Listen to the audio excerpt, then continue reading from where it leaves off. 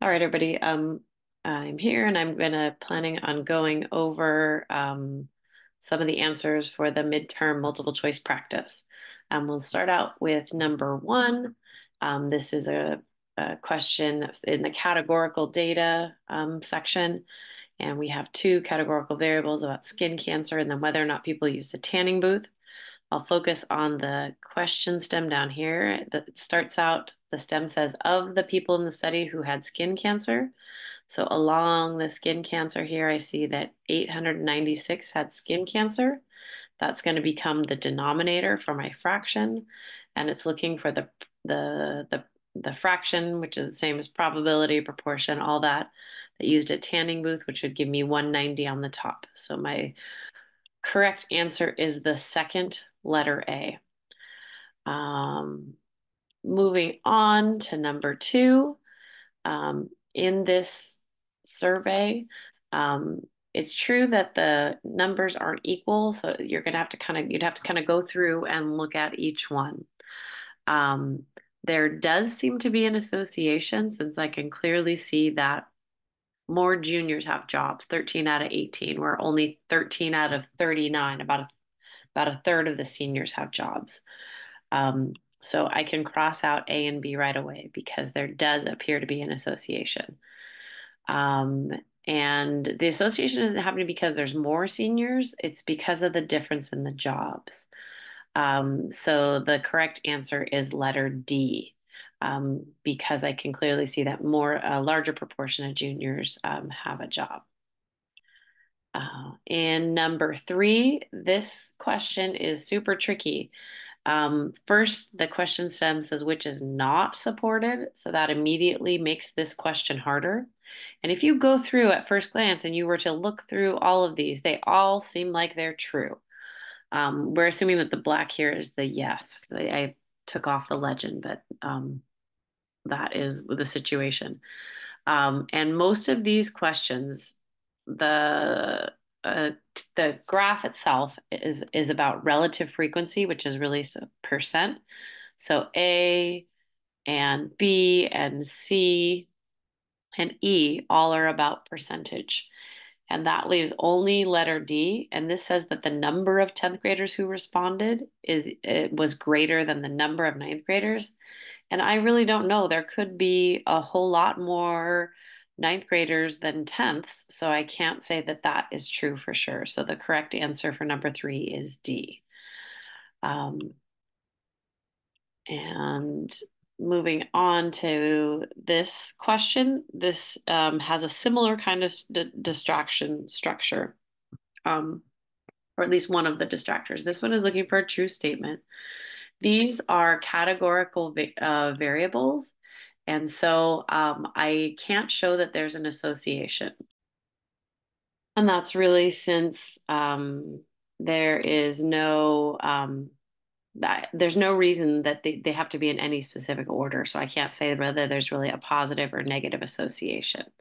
I also can rule out the number of surveys because in a bar chart, these are again summarized with percentages. I also wouldn't refer to them as symmetric, just because really what I have here is percentages. I do have equal percentages on either side of return and not return. That's not the same as symmetric, which we really talk about when we see histograms or that kind of thing, anything with quantitative data. So the correct answer here is E, and this is true because the in class had the greatest rate of return. Um, Moving on to quantitative variables. This question right here is really more about experiments, and this is really asking for cause and effect. Um, and the only one that this is true for is experiments, and so the correct answer is B. When we are doing observational studies or sample surveys, we are looking to estimate a population, estimate a parameter. And so it's not about cause and effect. I can only do that when I have an experiment. Um, in number six, this problem is asking what would happen if we subtracted 3 grams from each measurement of a data set. This is something we talked about a long time ago. It's a fact that's going to come up again in our next unit, but it's something you might not have remembered. But if we shift a whole data set, um, the median, I could find the new median by subtracting 3. I could find all of these by subtracting 3. And the only one that's going to stay the same is right here, the interquartile range. And that's because this is a measure of variance, of variability. And so if I shift my whole data set, the distance between values doesn't stay the same. Where they're oriented does shift, but not how far they're spread out. And number 7 really has a description of this data set that is clearly bimodal, right? I have these 2 peaks, and describing about where the 2 peaks are is going to be the most noticeable thing in this description. So you could read through all of these, and it has some specific things. Uniform would mean it kind of looks like that, and it is the same. Skewed to the left would look more like it's skewed. Skewed to the right would be skewed the other direction. It does have 2 clusters, and so now I need to identify where they are. The range here, the range goes from 325 to 75, and if I subtract 325 minus 75, I get 250 and not 325. I also, when I look at the details, I do have one of these centered at 125 and the other centered at around 260, which is why E is the correct answer for that question. 8, I have a box plot. And it's again a matter of going through all of these and trying to figure out what's best. If I look at the range here goes from 72 to 94. So that's a range of 22. And so it is not A. Right here, this says the interquartile range. That's different than the range. The interquartile range, it just goes from 76 to 80. So that's 4. So B is also not true. And here it says the number of days that had at least 80. So that's this upper quartile. That's 25% of the data is greater than that had them at most 76, referring to the bottom quartile. This one is not true because they actually have the exact same number since it's really about percentages of the data. And here it says from 76 to 80 is equal to the number of days that had at most 76, and that is not true because in here that the 76 to 80 refers to the interquartile range, which is more data. This little piece here right in between Q1 and the median has like a very sharp peak in the data. There's a whole lot of flights that are right in there. This last piece, this is the one that is true. If I look at that distance there, that is less than that too. So E is the correct answer here. Okay, moving on to relative position. This is really all about z-scores. I'm going to switch over to my DocCam and actually wait 1 second before I switch to the DocCam. So I will go ahead and go over the numbers here first. It tells me that the z-score is negative 1.2. That means I'm negative 1.2 standard deviations below the mean. And my mean I can find over here. The mean is 1,045.7. And then the standard deviation is 221.9. So let's take a look at how to work this out. And what I would have here is that my preferred way of thinking about this is thinking about the mean. I don't know why I can't get this to be. Let me try to see if I can clarify this. Well, I think that this is too fuzzy for you to see. So let me pause this.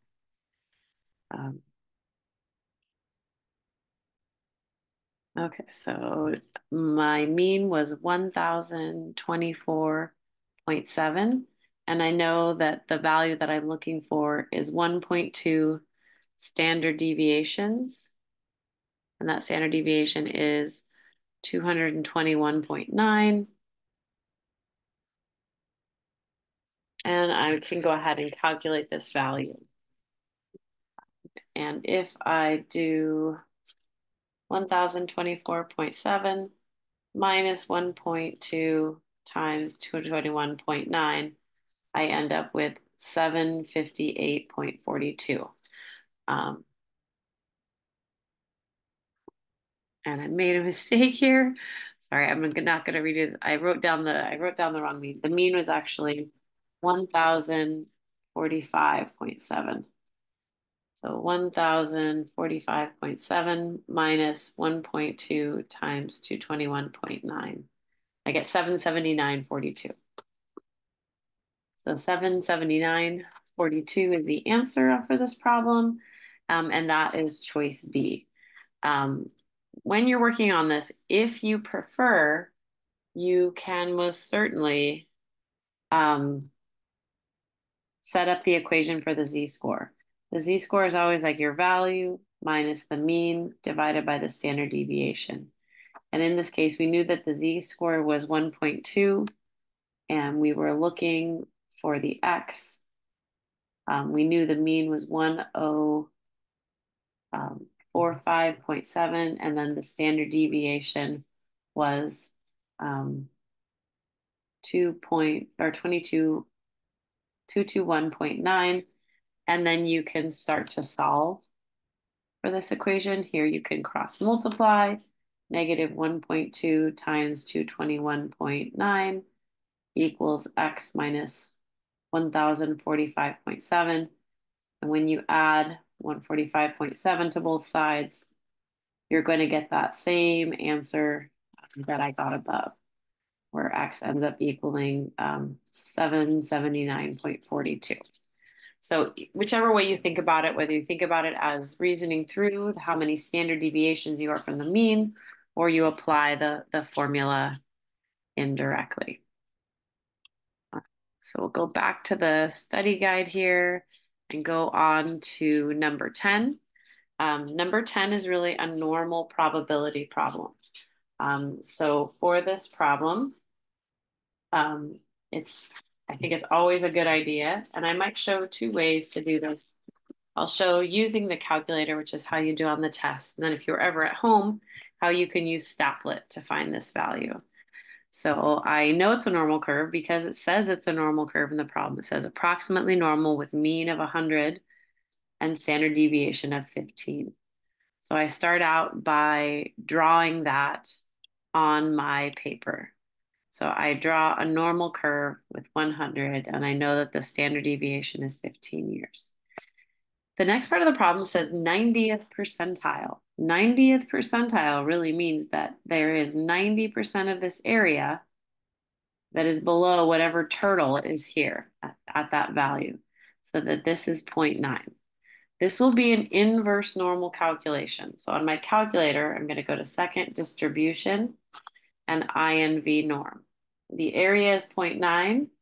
My mean is 100, and my standard deviation is 15. My calculator allows me to choose. This is to the left. Most of the calculators assume that it has to be to the left. So if you had some other value, if you had the upper value, you'd have to subtract from 1 to make sure you could find that value. And so then when I get this, I get that this number is coming in at like 119.2. This exact answer isn't over on the test, but it is letter choice C is 120. So I have that value. Okay, and so letter C is the answer for this one. If you ever did want to see and you were to look at Statlet, you were at home and wanting to practice and did not have availability to a calculator, if you click Staplets, there is a normal distribution choice where you can either calculate the area or you can calculate a value corresponding to an area, which is what we just did. If I do 115, it plots this distribution for me. I wanted a left tail area of 0.9, and I can calculate that value. And again, it gives a really nice visual if you're ever at home and would like to take a look at that. All right, so for number 11, it's about a small coffee shop and the number of seconds it takes. It tells me it's approximately normal. So I will again start drawing my normal curve. In the middle of this curve, I'm going to put 276. I'm going to make a note of my standard deviation of 38, and I'm looking for the proportion that is less than 240. So 240, I kind of located on my curve, and that's maybe a little, about a standard deviation below, maybe a little bit less. So I'm just going to kind of estimate it right here. If you're not sure how to do these, you could probably make a really good guess. You could narrow it down to probably two choices for sure. And then that calculator is going to do the rest. So if I do second distribution, this will be normal CDF. Here on my curve, it's going to keep going to the left. So my lower bound is going to be negative 99999. My upper will be 240, that value we wanted less than. The mean is 276, and the standard deviation is 38. When I do this, I get an area. So the probability that my variable is less than or equal to 240, and I get 0.17, which is letter choice A. For moving on to number 12, I'm looking to compare two different tests. And so writing down their information, if I have two different tests, comparing their z-scores is how I compare. So I have chem and calculus. And the standard deviation for chem is 25. Sorry, the mean is 75 and the standard deviation is 12. For calculus, the mean is 80, the standard deviation of 8, and the student scored an 81 on the chem and an 84 on the calculus. So let's look at what that would look like if I was to show the work for that. And on here, I would see my chem score. 81 was the score, subtracted the mean, divided by the standard deviation, and I get a z-score of 0.5. For the calculus, 84 minus 80 is 4 divided by 8. I also get a z-score of 0.5. And so since these scores have the same z-score, the student did equally well, which is choice C. And we are on to the next section, which is moving on to scatter plots. So in this problem, it's about aspen leaves, and they're talking about a correlation of 0.94. And this 0.94, then it has statements about it. A is not true. The value does not need to be exactly 1 to be the most appropriate model. 0 does not mean the linear model is appropriate. It actually means the opposite. A causal relationship should be established before determining the most appropriate model. And the causal really means cause and effect relationship. And this is not necessarily the case. I can always look for correlation.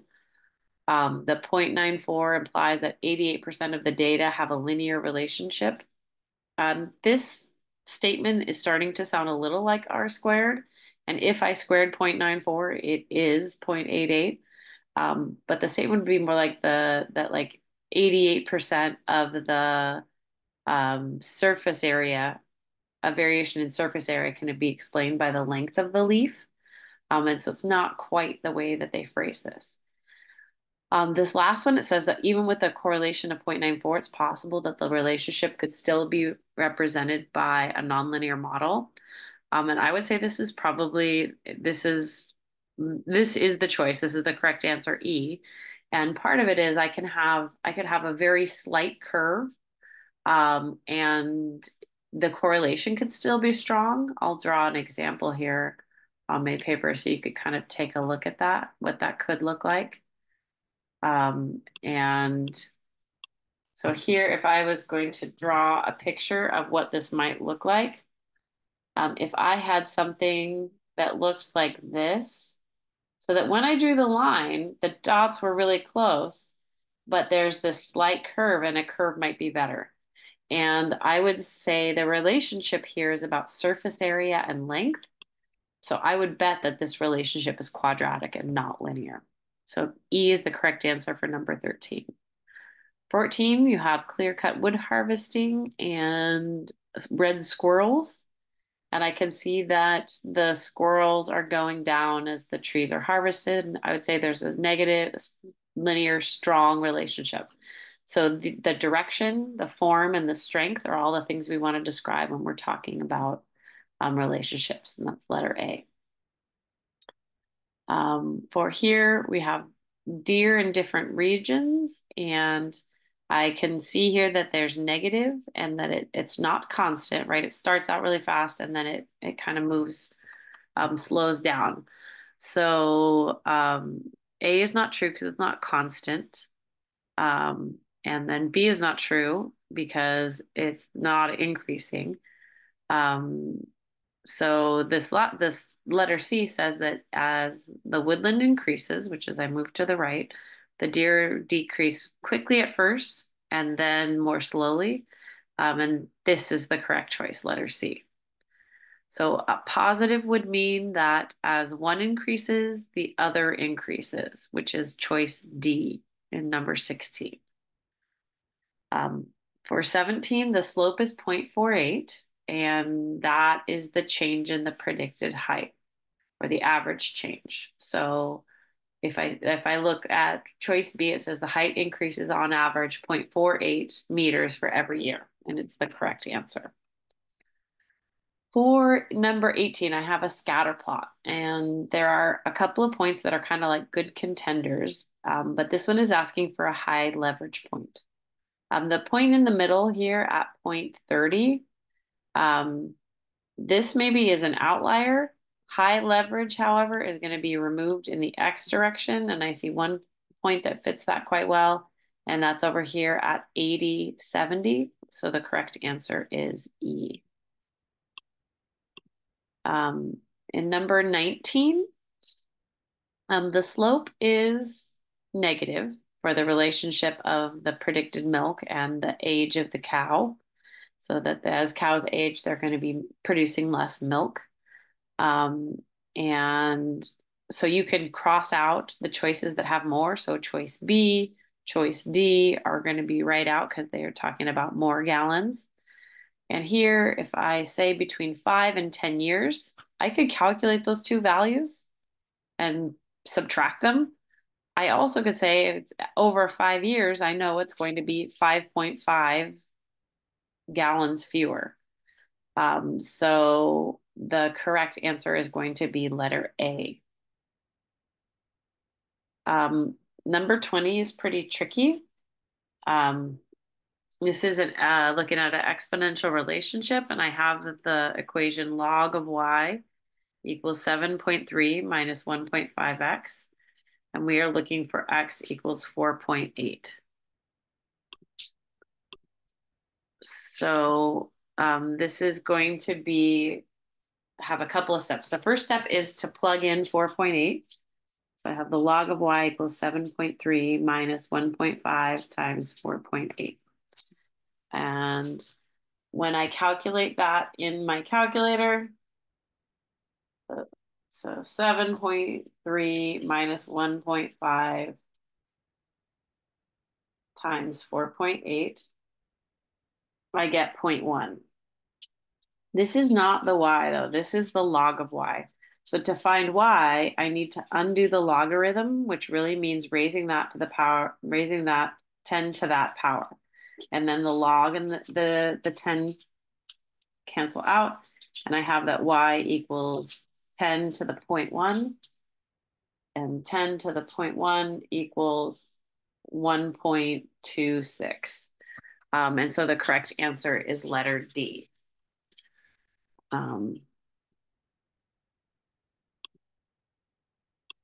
And switching over, so for 21, they're talking about end of year inventory where a store takes stock of everything they have. And this is a census because that's what a census is. getting information from every unit of a population. In this case, it would be the item. So letter E is the correct answer. This is number 22 is about a survey, and they're surveying people as they're coming out of the cafeteria, as they're leaving the cafeteria. And as you might know from school, if we were to do an interview in this way at SoCal High, we would end up with a pretty biased sample because a lot of people don't go to the cafeteria. And so the correct answer is really letter B, that there is bias because it might not represent everyone and only certain people go to the cafeteria. 23, it's about it's at a large conference of teachers, and there's a random sample of 50 math teachers attending the conference that they selected.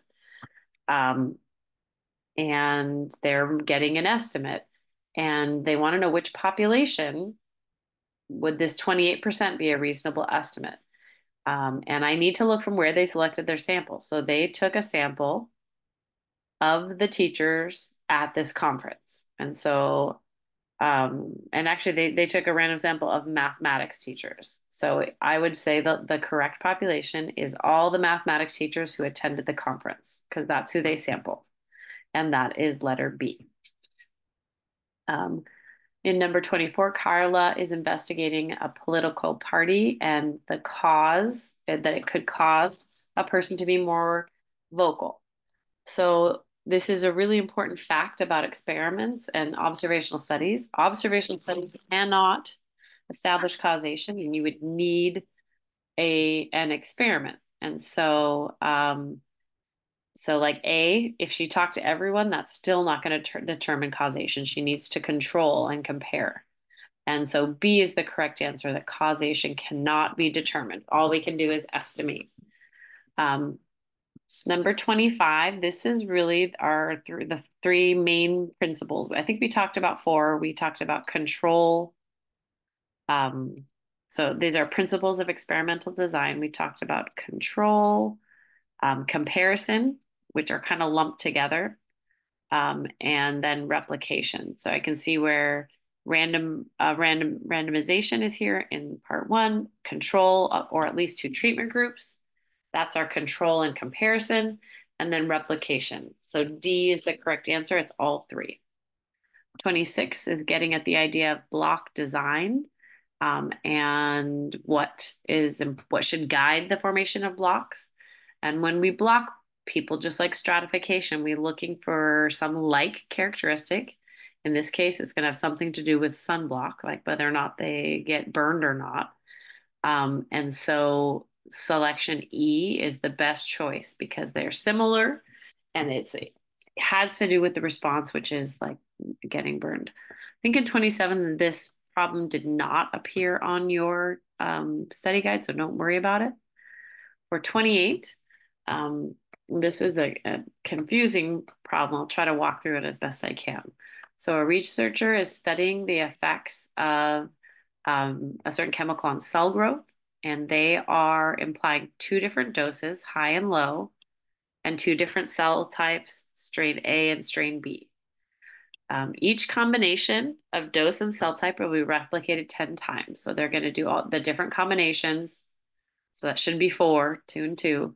We'll do that 10 times.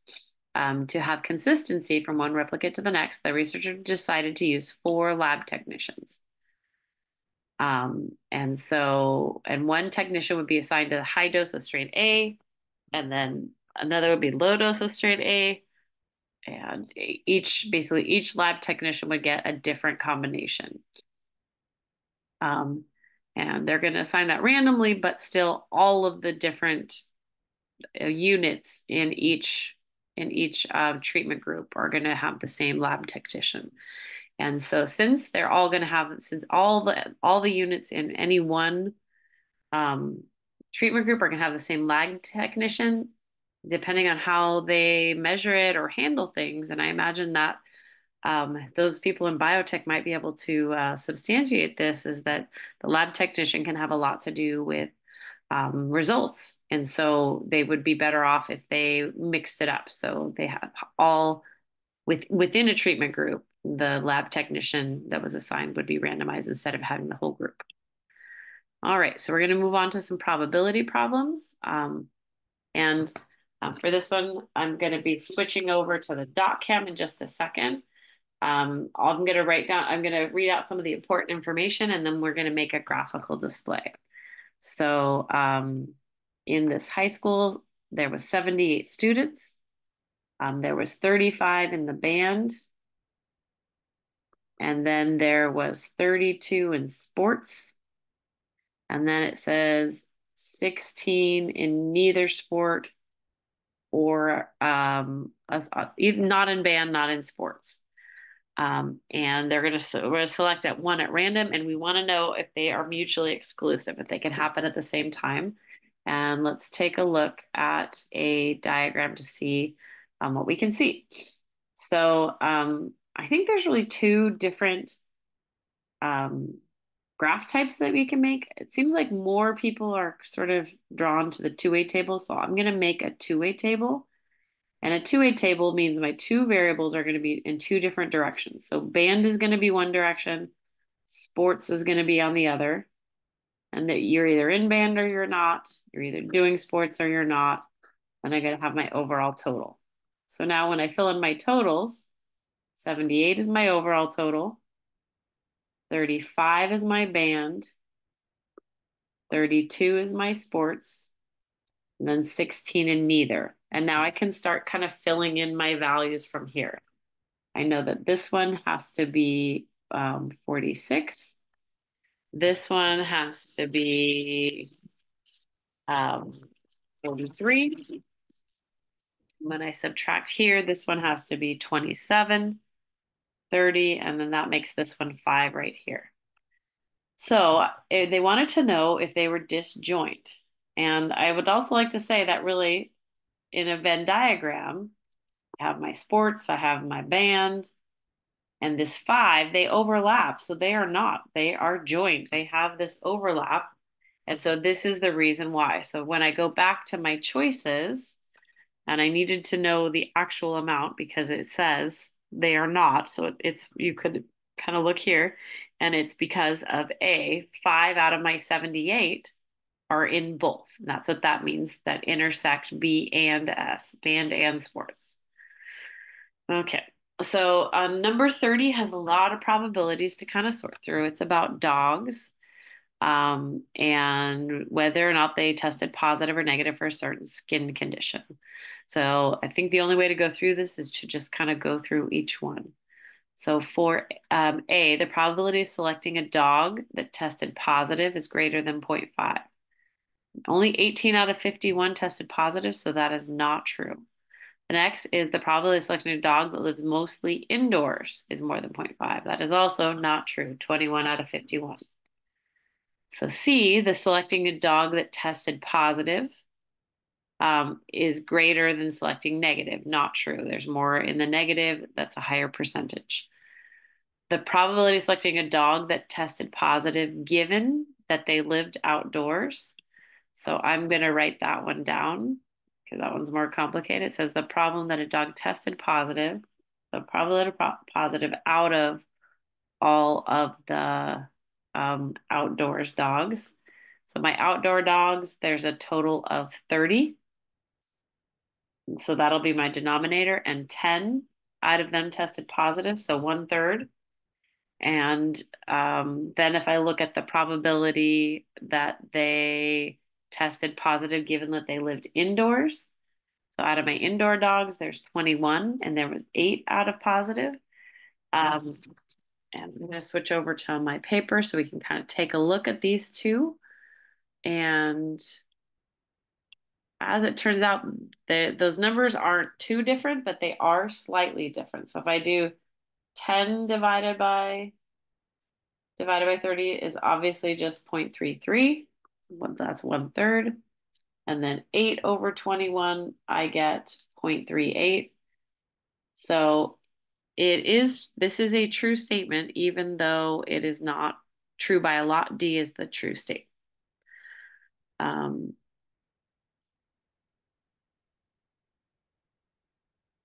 So just to revisit, 30 was the true statement for that one. So 30, we only have two more to go. 30, 31, I have 50 t-shirts that are getting thrown in the crowd. I've got 10 that are small, 15 medium, remainder are extra large and large. And Anna catches a t-shirt. What is the probability that she would catch a t-shirt that is not a size small? Okay, so that's everything except the smalls. So that's 40 out of 50, which would be 0.8. And for number 6, they're tossing a fair-sided 6 number cube, or also known as a dice. We all know what they are. They're all 1 through 6. So you're throwing 2 and we're getting the sum. So, and the probability that we are looking for is that the sum is 4, given that the sum is less than or equal to 6. So you might think back, we actually did a couple problems where we were looking at the sum of dice. So, and we did a table that looks something like this. And I don't need to go too far here, but if I start thinking of this table,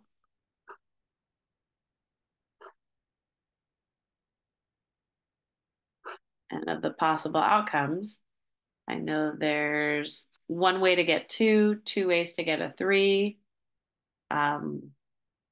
3 ways to get a 4. So that means on the top of my fraction, I'm going to have 3.